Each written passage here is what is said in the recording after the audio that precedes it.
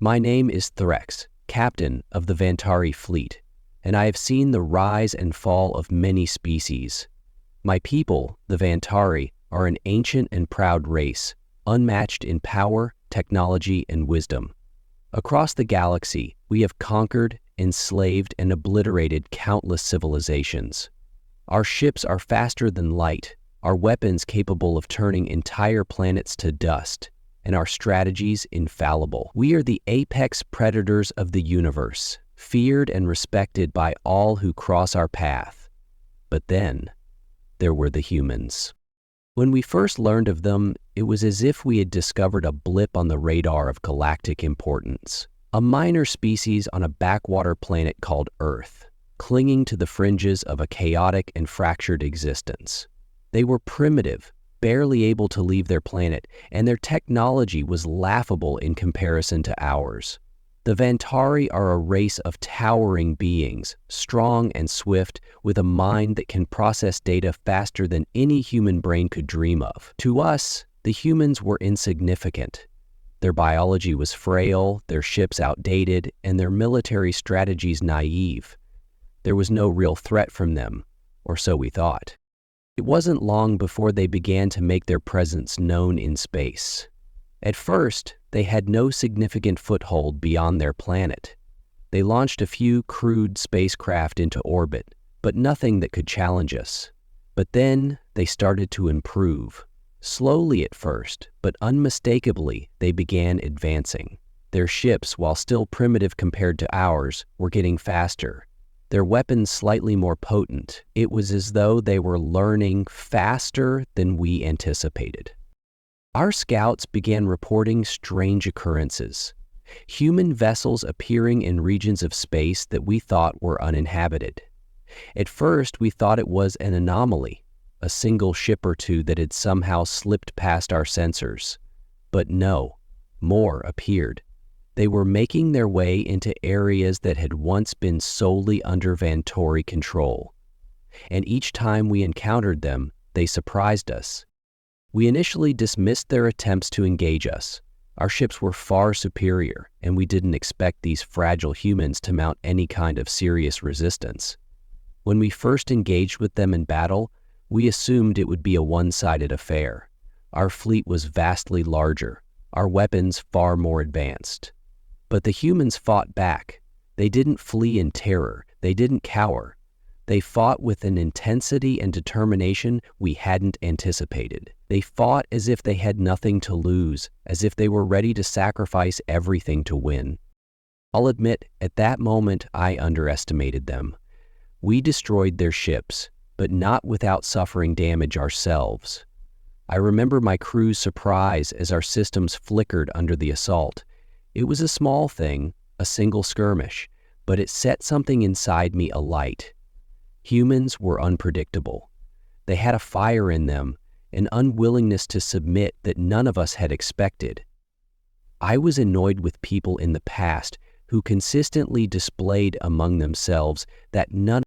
As we retreated, I couldn't shake the feeling that we had made a mistake, that we had underestimated the one thing the humans possessed that we could never understand, their will to survive. The first true encounter with the humans in deep space still haunts me. It happened when we ventured into the Rim, a largely uncharted sector of the galaxy that had always been regarded as a quiet backwater. Our fleet was in search of valuable resources, a routine operation to strengthen our hold on the outer territories. We didn't expect any challenges. The region was sparsely populated, and the only known species in the area were either weak or irrelevant. When we entered the system, everything seemed normal at first. The stars glowed brightly, and our sensors detected no unusual activity. It wasn't until we reached the third planet in the system that we noticed the anomaly. There, drifting just outside the atmosphere of a lifeless moon, was a human ship. It was an odd thing, a makeshift vessel of mismatched parts, its hull patched together in ways that made no sense. It was the kind of ship a scavenger or a desperate species might use. Nothing elegant or formidable. I remember the exact moment when we scanned it, I could see the readings on my console. The ship had rudimentary weaponry, barely enough to damage even a single Vantari scout ship, let alone our fleet. We considered ignoring it. A single human ship, stranded in a dead system, wasn't worth our attention. But something within me pushed for a closer inspection. Perhaps it was curiosity, or maybe arrogance. At the time, I saw no harm in observing them. After all, what could they do? We approached cautiously, prepared for anything but expecting nothing. Our fleet spread out, forming a perimeter in case the human ship turned out to be a trap, though I found it difficult to imagine. This ship, if anything, seemed like little more than a hunk of metal. The humans, however, were not as passive as I had anticipated. Just as we closed the distance to within a few thousand kilometers, we received a transmission. It was a simple message, nothing more than a series of garbled signals at first. We analyzed it quickly, but the language was not one we had ever encountered. The signal came through again, clearer this time, as though they had adjusted their equipment. "Stay away," the message said. The transmission was brief, almost casual, as though they didn't expect us to listen. I laughed at the arrogance of it. These humans, with their pathetic technology, thought they could threaten us? But my laughter died in my throat when I saw what came next. The human ship, which had once been still, suddenly came to life. Its engines flared to life in a chaotic burst, and before we could react, it fired.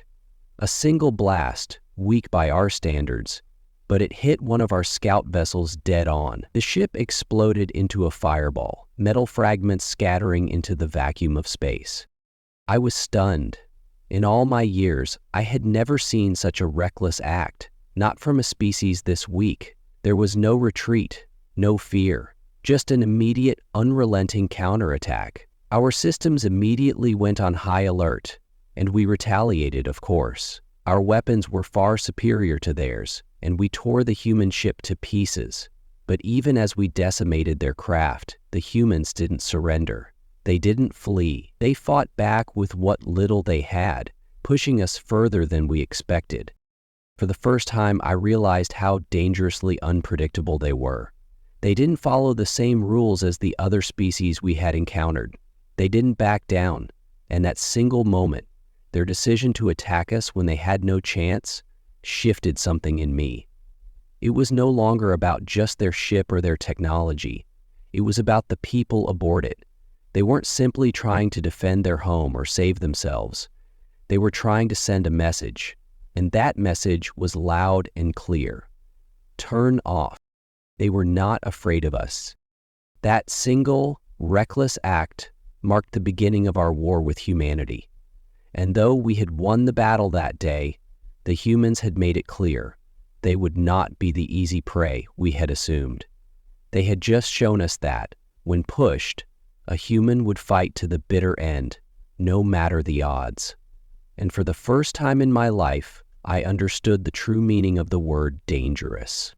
In the weeks that followed our first encounter with the humans, I thought we had learned all there was to know about them. We had obliterated their ship, and, for a time, I believed that the matter was settled. After all, what could a race like this possibly do in the face of the might of the Vantari? They had no resources, no allies. Their technology was still years behind ours. It should have been over, but it wasn't. Instead, the humans began to appear more frequently in the regions we controlled, always seemingly at the edge of our reach, never retreating, never surrendering. The more we encountered them, the more I realized we were dealing with something far more complex than I had initially understood. They weren't just another species that would crumble under the weight of our superiority. They were adapting. Their ships, while still nowhere near as advanced as ours, were improving. It wasn't an overnight transformation, but it was unmistakable. The next time we engaged them in battle, they fought smarter. Their tactics were erratic, unpredictable, but strangely effective. They didn't follow the traditional battle formations we were used to. the ones that had crushed every other species we had ever faced. Instead, they seemed to attack from every direction, darting in and out of our range with reckless precision. It wasn't just their technology that had improved, it was their understanding of how we fought. It became evident that they were learning from each encounter, adjusting their strategies to exploit the smallest weaknesses in our defenses. I remember one particular skirmish, an ambush in an asteroid belt, that made me realize how much they had advanced. Our ships, with their sleek hulls and sophisticated weaponry, moved through the belt with ease, careful to avoid the rocky outcroppings and debris that littered the area. We assumed we were in control, as we always were. But then, out of nowhere, the human ships appeared. Their vessels were small, almost laughable in comparison, but they moved with an unnatural efficiency. They used the terrain to their advantage, darting in and out of the debris with incredible speed. We tried to target them, but they kept slipping away, firing at us from unexpected angles. I ordered a full retreat, though it wasn't easy to admit. We were losing ground to a species that, just months ago, I had dismissed as insignificant. That was when I first understood the true nature of the human spirit. They were learning not just from their successes, but from their failures as well. Each defeat seemed to fuel their resolve, not break it. I couldn't fathom how they were doing it.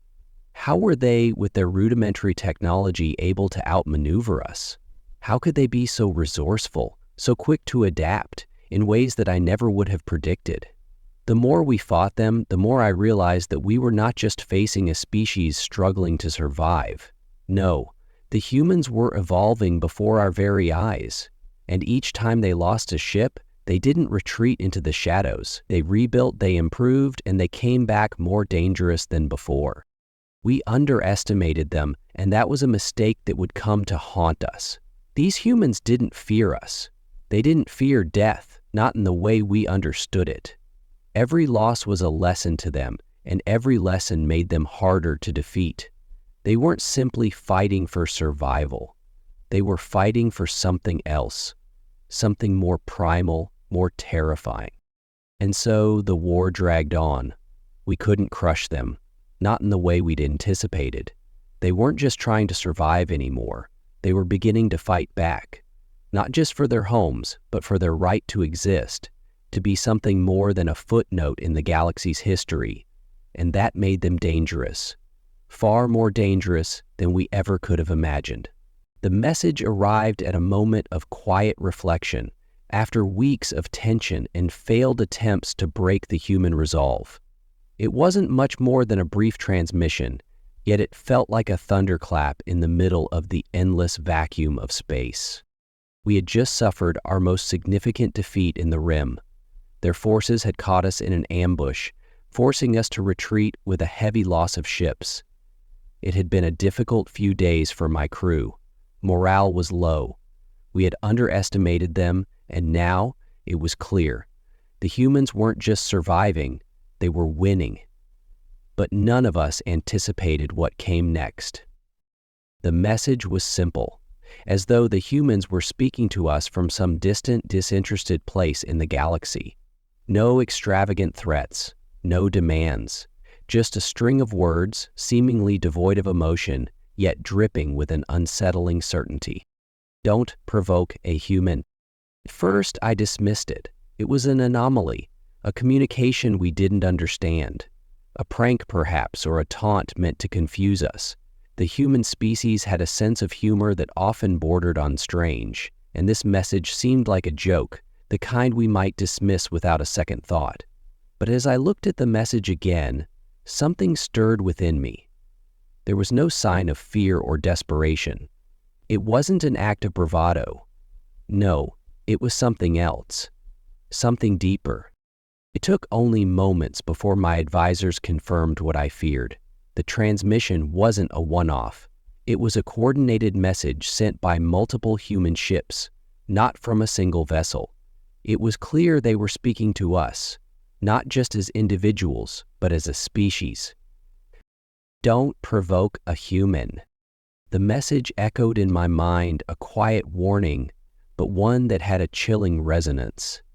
It didn't sound like a simple plea for mercy. It didn't even sound like a threat in the way we understood threats. It was a declaration.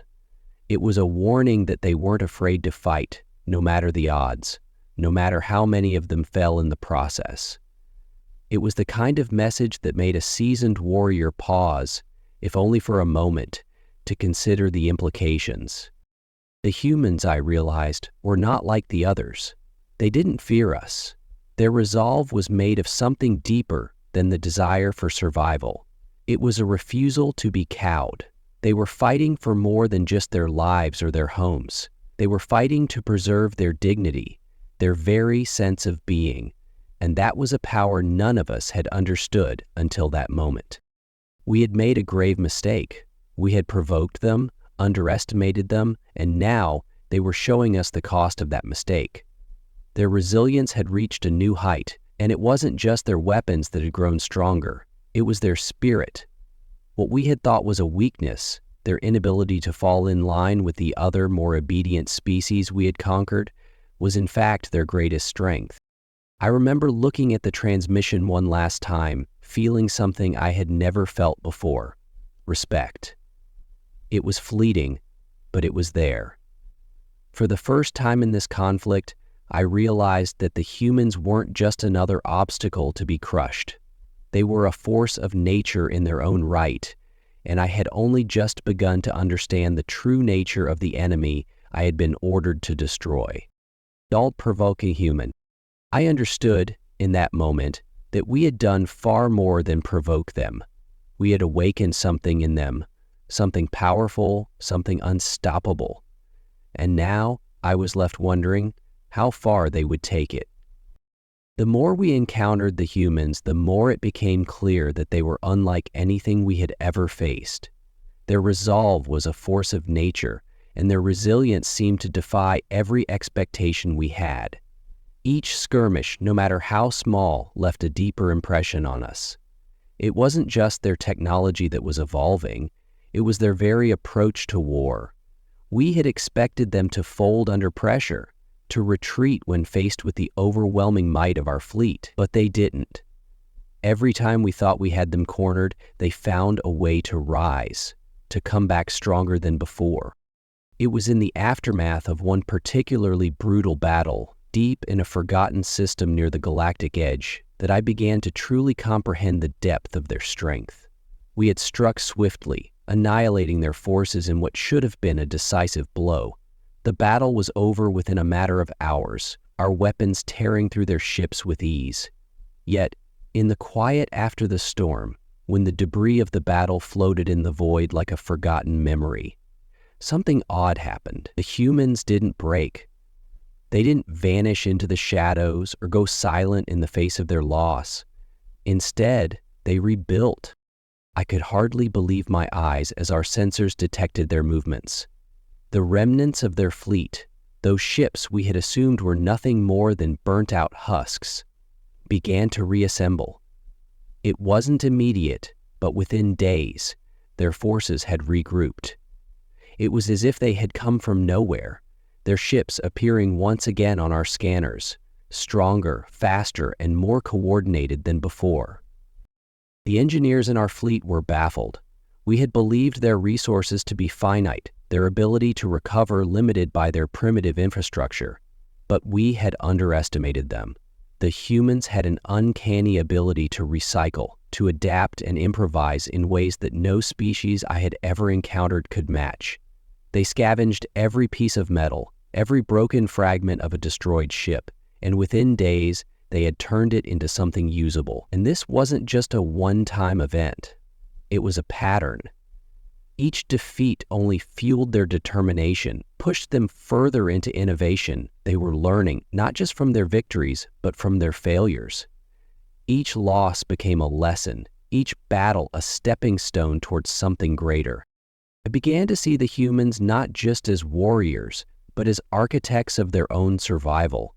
Their ingenuity was boundless. They had no grand fleet of uncountable ships like ours, no limitless supply of resources. What they had was a burning will to survive and a profound understanding of how to use what little they had. They didn't need the advanced technology that we possessed. They had something else, something we had never fully appreciated, the ability to innovate under pressure. It wasn't just their technology that impressed me. It was their tactics, their strategies. They adapted to our every move, often anticipating our next step before we even realized it ourselves. We had the advantage of numbers, of superior firepower, and yet they managed to turn the tables on us time and again. It was maddening. Each time we thought we had them on the ropes, they would surprise us with a new strategy, a new approach, and each time they grew bolder. They were no longer just fighting to survive. They were fighting to win. This war, I realized, would not be won by brute force alone. It would not be won by the superior technology we relied on. The humans were too resourceful, too determined, and their will to fight was inexhaustible. And as much as I hated to admit it, I began to wonder if we had underestimated them in ways we would never be able to correct. They were no longer just an obstacle to be swept aside. They were a force of nature, and they would not be so easily defeated. And the more I fought them, the more I realized one painful truth. We were facing an enemy unlike any we had ever encountered. The humans weren't just fighting for survival. They were fighting for something far more powerful, their place in the universe. The final battle came at a time when I had begun to doubt the very nature of our supremacy. The Vantari had never faced a species like this before, one so stubborn, so unyielding in the face of overwhelming odds. Each battle, each defeat, chipped away at my confidence, and by the time we launched our final assault, I knew that this would be no easy victory. We had underestimated the humans for far too long, and now we were preparing to make one last, desperate push to end this war once and for all. The plan was simple: hit them with everything we had. Our fleet had grown larger, our weapons more destructive, and our numbers overwhelming. The humans had no way of knowing what was coming. We would strike their strongest hold, what they called a colony, on a distant moon, and annihilate their forces in a single crushing blow. It should have been straightforward. We had the firepower, the speed, and the experience. We had every advantage. But as we approached the moon, something strange happened. The human fleet, which had once been so scattered, so ragged, was suddenly united. Every ship, every vessel, appeared to be part of a single cohesive force. We had expected them to cower, to scatter, but they didn't. Instead, they formed a wall of ships, small and large, ready to fight. It was as though they had known this moment would come, as though they had been preparing for it. Our scouts had missed something. They hadn't anticipated the humans' ability to organize so quickly or to adapt their strategies on the fly. It was a force unlike anything we had seen from them before. We thought we could break through their defenses with ease, but the human ships fought back with a savagery that surprised us. They didn't follow the rules of engagement. There were no standard formations, no predictable tactics. They attacked us in ways we had never seen before, darting in and out of range, using every scrap of debris, every asteroid, every piece of wreckage to their advantage. It was chaos, and for the first time, we were losing control of the battle. Our ships, designed for clean, precise warfare, were at a disadvantage in this new kind of conflict. The humans used their surroundings in ways that felt instinctive, as if their very survival depended on it. They exploited every weakness, every flaw in our battle tactics, and we found ourselves on the defensive for the first time in the war. The sheer volume of human firepower, though technically inferior to our own, was overwhelming. It came from all directions, impossible to predict, relentless. And despite the odds, despite the devastation, they did not retreat. In the heat of the battle, I could feel it. This wasn't just about defeating us anymore. The humans were fighting not just for their homes, not just for survival, but for something deeper, something I couldn't fully grasp. They were fighting for their right to exist in the galaxy. They were fighting for something we, with all our advanced technologies and military superiority, had never fully understood: their sheer will to live, to persevere against all odds. I had once believed that we would wipe them out in one fell swoop, that this final assault would break their spirit, but it was clear now that they didn't have a spirit that could be broken. They fought with a kind of fury that I had never encountered. They had no intention of losing, no intention of bowing down to us. In their eyes, they were fighting for something greater than themselves, and that made them stronger than anything we had imagined. The battle continued for hours, a brutal clash in the vast emptiness of space. Our ships began to fall one by one, our forces slowly losing ground. It was no longer a war of technology or numbers. It had become a war of will. And for the first time in my life, I realized that we were on the losing side. We retreated. We had no choice. We were beaten, not by superior firepower, but by the indomitable spirit of the humans. They had forced us to acknowledge something we had never thought possible. They were not just fighting for survival. They were fighting for their future. And in the end, it was that, more than anything else, that we could not defeat. As we pulled back, the realization hit me like a cold wave.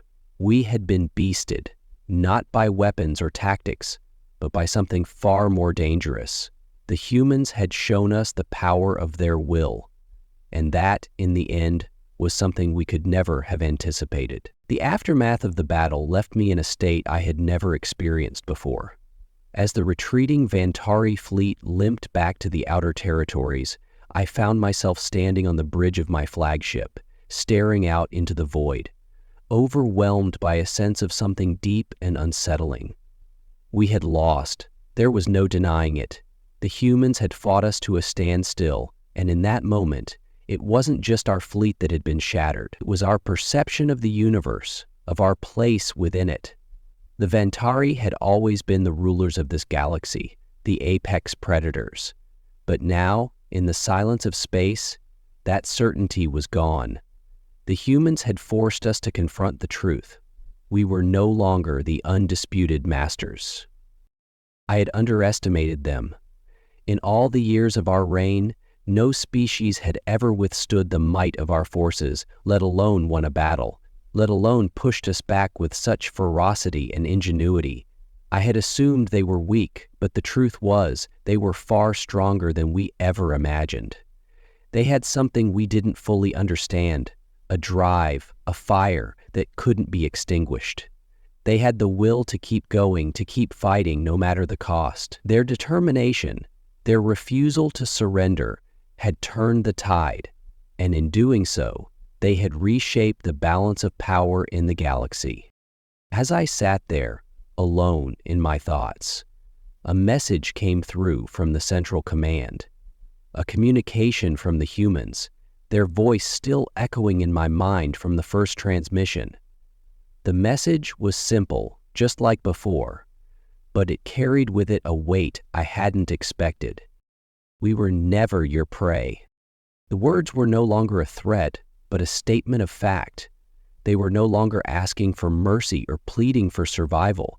They were asserting their place in the universe, as though they had always belonged there. And in a way, they had. The human spirit, their unrelenting will to live and thrive, had always been there.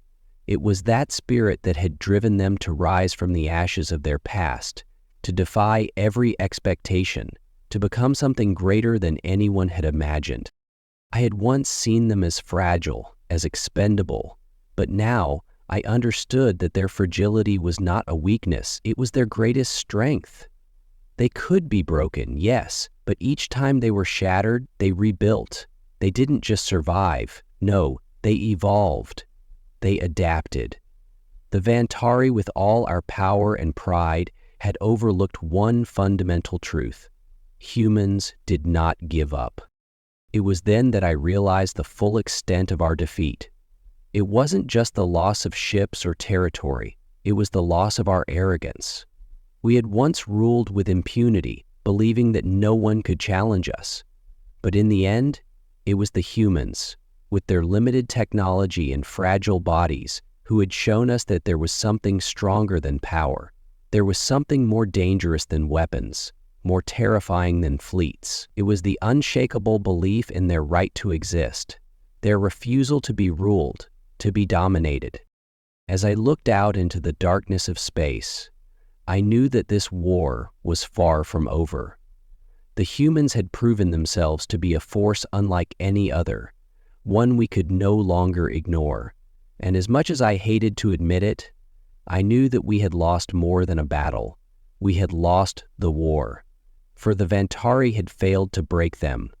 The humans had awakened something inside themselves, something that would not be silenced, and now the galaxy was theirs to shape.